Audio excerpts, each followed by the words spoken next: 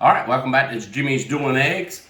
Tonight I'm gonna put some butts on the grill, some Boston butts on the grill, and I've got some friends that would like one. One of them's gonna trade me a Chicago deep dish pizza that he had sent down for one of the butts. So we're gonna make some for friends. But tonight I'm gonna go ahead and get them ready and get them put on. I just wanted to take you through what I do. This is my rub. And this has got equal parts pepper. I got a pound of pepper. I've got 3/4 pound salt. I've got half a pound of garlic powder, half a pound of onion powder, and then I did about half a bottle of paprika, half one of these big bottles of paprika. Now it's a good rub. They call it, start off with spag, salt, pepper, onions, garlic. So that's the basic rub. And you start most of your rubs that way, whether it be for brisket, chicken. I mean, that's great just on chicken by itself. Usually paprika, add that for the butts. It gives a good smoky taste to it, and it gives it a real nice color. So basically what I do, I just wanted to rub these down, and then I've got the green egg out there warming up right now. What I do is I put them on the night before. I usually put them on around 10 o'clock. Then I get up in the morning and ready to go. All right, so the first thing I do is I put mustard on them.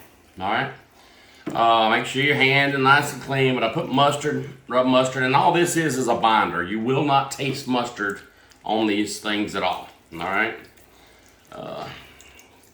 just rub it down. And usually, and I've already broke one of the rules was keeping one hand clean.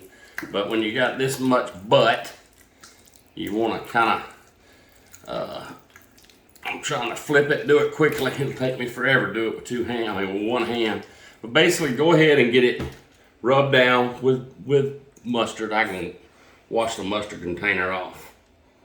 All right, let's squirt a little on all of this. And again, this is just a binder. This gives something for that rub to stick to. Go ahead and get it rubbed down all the way around. And what I like to do, I like to take them out. First of all, let them get to room temperature. Let them warm up and get most of the water off of them. I rinse them off real good, and then I just set them out and let them dry. Once you get it rubbed down with mustard, then what we're gonna do is we're gonna flip them over, and then we're gonna give them a good rub down with all this seasoning. Good, it's just messy. It's kind of like you watched a video last week when we did the al pastor. Just get in there with your hands, make a mess, have fun. Cooking is supposed to be fun. My grandson loves this kind of stuff. Get nice and nasty and kind of gooey, but he likes it. All right, so I'll tell you what I'm gonna do. Now that I got them rubbed down good, I'm gonna take just a minute break, wash my hands, and then we'll come back and do the rub. All right, so washed up a little bit. Now, I've got them all oiled up with mustard. Make sure this is stirred real good. The big thing when you're doing a lot of rub like this, a lot of times it's good if you've got a food processor or a KitchenAid, put it in there with a whisking blade and just let it run, get it good and incorporated. And what I do is I get a good scoop of it.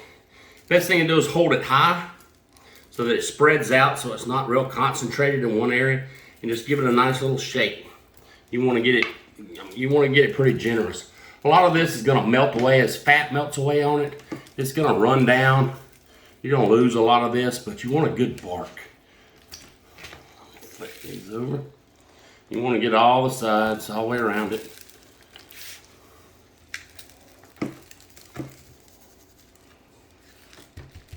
Give it a nice little pat down.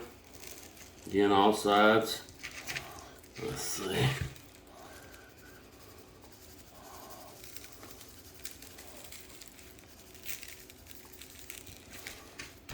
You're gonna go through a lot of this rub. That's why when I say a pound, one of those big containers of pepper is in this, and then half of or 3/4 of onion, and then I just and I'll put the recipe out there later, the exact recipe, but it's all about your liking. Start with a base spag, salt, pepper, onions, and garlic, and just kind of play with it. Figure out the way you like it best. Some of you may like more more pepper or more onions, more garlic. I don't put as much salt as I do pepper. I mean, pork's already got enough of that content, and I'll tell you now, I didn't think I could make it through without sneezing, but there we go. So the pepper's working, good fresh black pepper. So anyway, go ahead and rub these down, get them seasoned up. A little thick there. And it's not the cleanest, you make a mess. Melissa likes it best when I do it outside, but with it being almost 10 o'clock at night now, 9:30, figured the lighting wasn't best outside. So we go ahead and do it inside, get these ready inside. So get it nice, pat it down. Now what I've got a barbecue guru, which is basically it's something you hook onto the bottom of the green egg, and what it does is it controls the temperature for you. And yeah, I've done it without it. To be honest with you, when I do these overnight cooks, I love doing it because you can sleep better. I mean, these things, you set it, it's digital. It's got a probe that goes in there, and it measures the grill surface, the temperature of the grill, but it also measures your meat temperature, internal meat temperature. But I like to use those on these overnight cooks. I sleep better, because if you're going to be up all night doing it, I mean, it's pretty exhausting if you got a day, some stuff to do the next day. So anyway, I use it, and I'll show that to you in just a little bit. So all right, we got these all kind of seasoned up, got them ready to go. I'll let them rest, and in about 30 minutes we'll have our fire going, have it good and warm and up to temperature. And what I'm gonna do is I'm gonna do 225. I'm gonna put these on and just let them run. And somewhere around, put them on at 10, it's usually about 6.5, 7 hours. The internal temperature of this meat will be up above 160 to 165. I usually wrap them at that point. I think tonight I'm gonna wrap 3 of them because that's what I'm used to.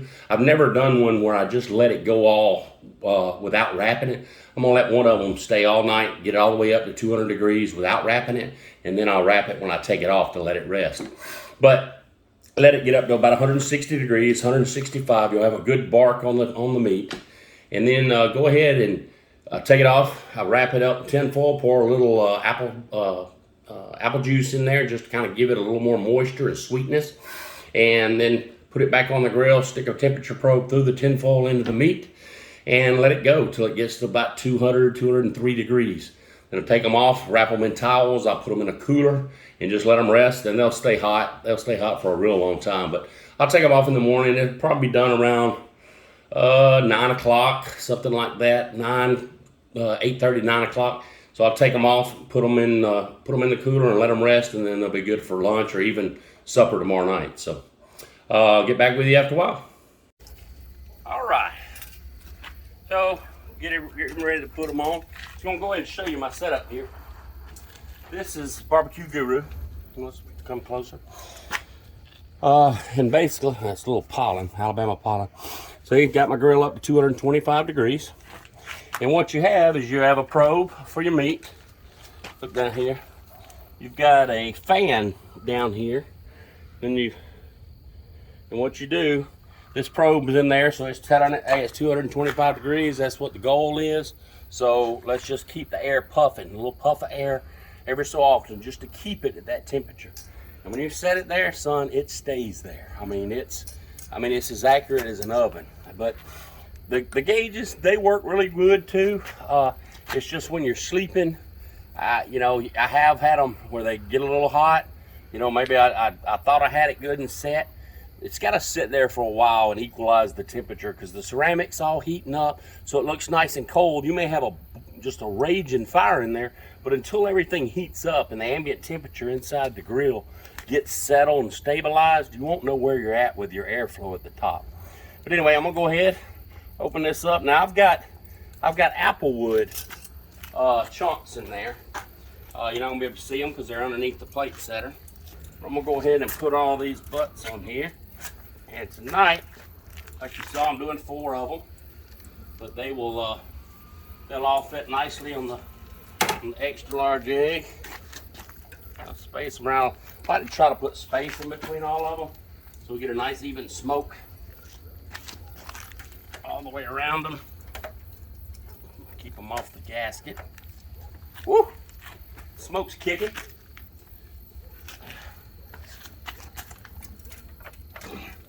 So, we've got the 4 butts on, and good smoke rolling.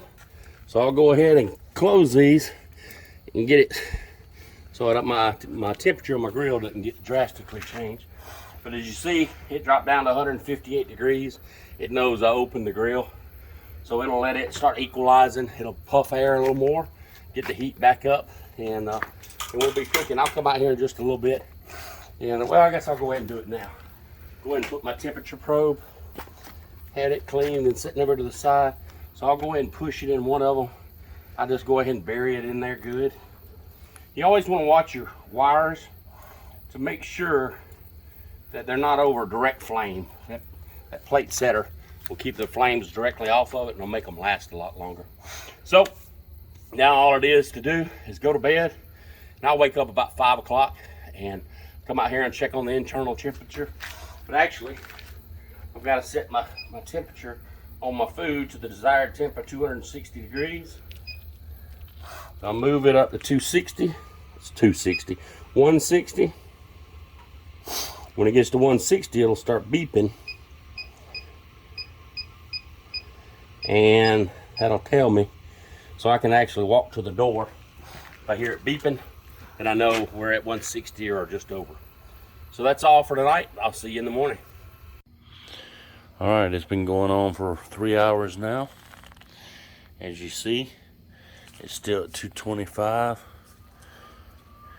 Hear the fan kick on. So everything's good. It's time for bed. It's 11:30.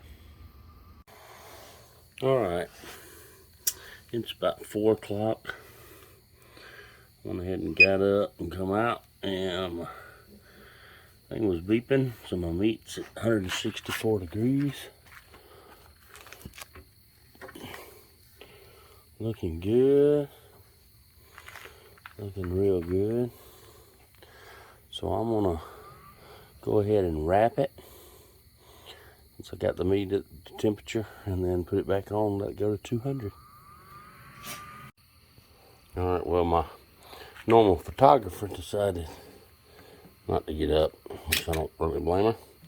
So what I'm gonna do, I'm gonna pour a little juice in there with it, and I'm gonna wrap it up. And I use 2 pieces of tinfoil.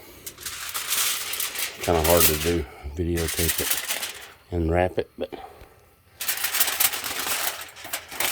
ahead and wrap it once. One piece.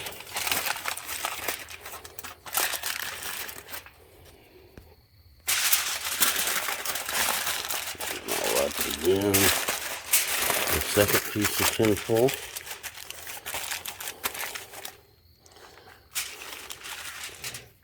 Turn it. Make sure you get it sealed up good. Let it hold that moisture in.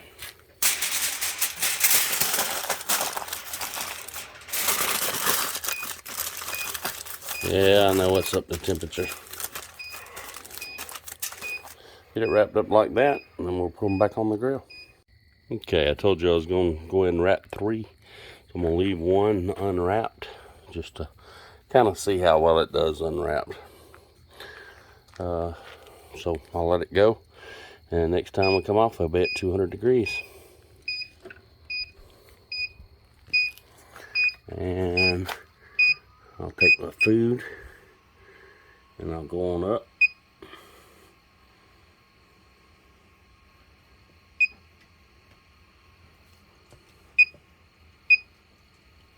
To 200 degrees. Let's see, my pit, because I had it open, is down to, I guess my pit had it down to 168, so it's climbing back up. You hear the fan going.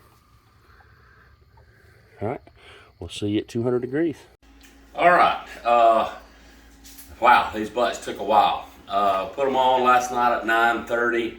I didn't get them off till 12:30 today. So what is that? 15 hours they ran. So sometimes you'll get some and it'll go through a stall and it'll just kind of sit there. So you can't set your clock and say, hey, in 4 hours and 52 minutes these butts will be ready, because it just ain't that way. But anyway, the grill held steady, 225. And matter of fact, I cranked it up to speed it up because I had a grandson soccer game this morning. But I let it run. It ran all through that and came back and took them off the grill. Had a bunch of errands to run, long story short. But what I wanted to talk about was, after I take them off the grill, you want to let them rest. And what I do is I wrap them in a towel and I place them in a cooler. A nice chest. This is just a big insulated bag. So what I'm going to do is I take it out, unwrap it. Oh, it smells good. Now this thing has been in this cooler since 12:30, 1 o'clock, and here it is. Great day in the morning. It's 9:30 at night. Now, I took one of these over to a friend of mine's house, and we ate one at his house. But as you can see, it's still steaming hot. I was going to do this, but my hands thought it'd be a little cooler than it is right now. But what you do is you get you a couple of forks. I've got some bear claws around here, but anyway, they're stuck somewhere else. But right now, you know it's right when you pick up the bone, and it just falls out. So the meat just falls off real nice and easy. So you know it's done right when that happens. So I'm gonna lay this over here on the towel and see if I can transport this piece of meat without making a terrible mess. I gotta try that little piece of it. It's got some good bark. Mercy. Oh man. That low and slow is the trick. But we'll go ahead and move it over here if I can get it here.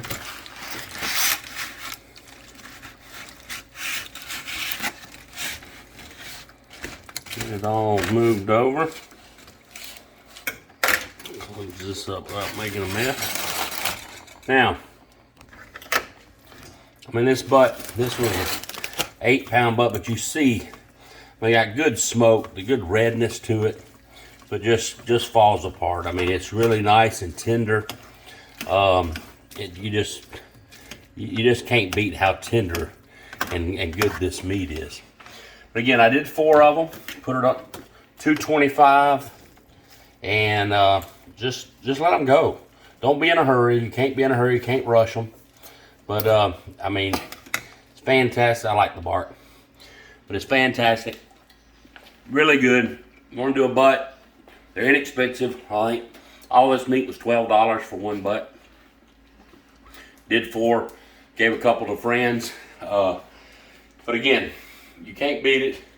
Good stuff. I mean, I can't tell you how important your instant read thermometers are. Just checking your meat. Once you get to the temperature, get it to, these I only did about 198. It's as hot as they got. Put them in the cooler and I'll let them rest for all day. It's been sitting here and it's still fantastic. But I at least want to let it rest for a couple of hours before you break into it. But anyway, that's the way I do a Boston butt. I'm gonna eat some more of this, and just want to tell you, love you, mean it. Y'all have a good day and be careful.